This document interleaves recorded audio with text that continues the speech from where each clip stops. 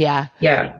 So the swings, this is for everyone. The swings can be, it's kind of like that saying that I always say, the movement that has the most potential to harm you also has the most potential to heal you, right?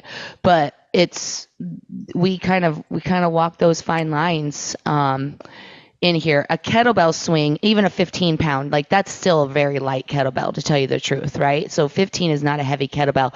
It's not the kettlebell size per se.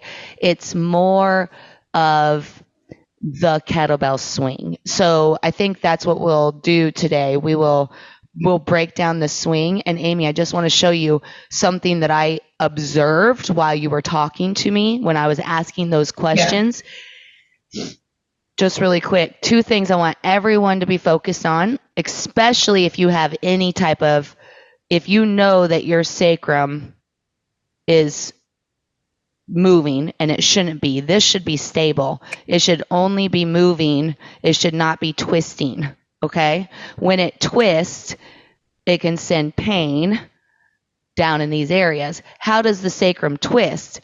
When parts of us twist where they're not supposed to, right? So we got to keep the sacrum moves with the body. The only time the sacrum actually moves is in that unzip and zip, unzip and zip, unzip and zip, right? What you don't want to do is have the sacrum do this. The sacrum stays here and the spine does that, okay? So let's go back to the swings.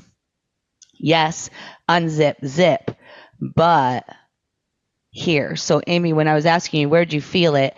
You did this.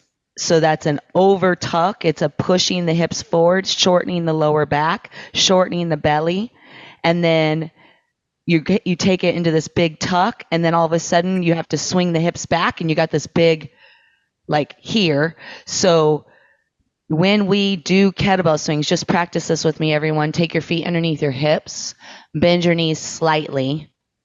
Good. You have your sit bones, you have your sacrum, you have your navel, you have your pelvic floor. Okay? So let's go over those again. Sacrum, sit bones, pelvic floor, navel. All those points are working together. Okay? We don't want to take any of those points out. So just start practicing these tiny little, or I know I said just tiny, bend your knees, unzip, straighten your legs, zip. And it's more, put your hand on your navel like I'm doing, and then just your fingertips on your sacrum, and just feel how the unzip and the zip, unzip and zip, unzip and zip. Then take your feet a little wide, keep your feet in and turn your toes out slightly. Now bend your knees, and when you bend your knees, push your shins out towards the tops of your feet, and then unzip and then zip. And watch how my inner thighs, the zip is like zip. So it's here and here. So you almost want to push your outer thighs out as you unzip, and then zip. Come straight up, and only straight up, not forward. Okay, so Amy, what I'm going to have you do today is you will not swing the kettlebell. You'll hold the kettlebell, and you'll go anterior, or well, unzip, zip. So you will not swing today at all. You're only going to work this right here. You want your ribs up into your arms like that, your arms here. And when we swing, this is going to be your swing today.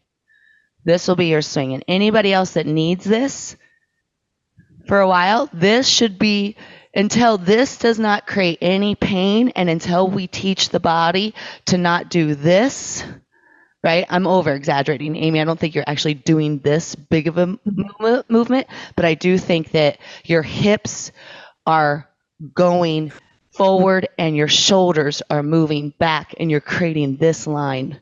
And what you want to do is keep your shoulders and hips right above each other. See, I'm not moving my shoulders back at all.